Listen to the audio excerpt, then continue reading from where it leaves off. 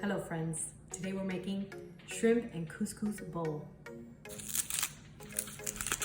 Remove the thick center from the kale while breaking them apart and place them in a bowl.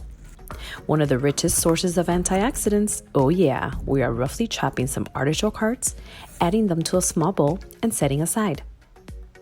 Grab some dates, which are not only nutritious, they are also high in fiber. Chop them up and place them in a bowl. Rinse the shrimp, place them on paper towels, and pat them dry.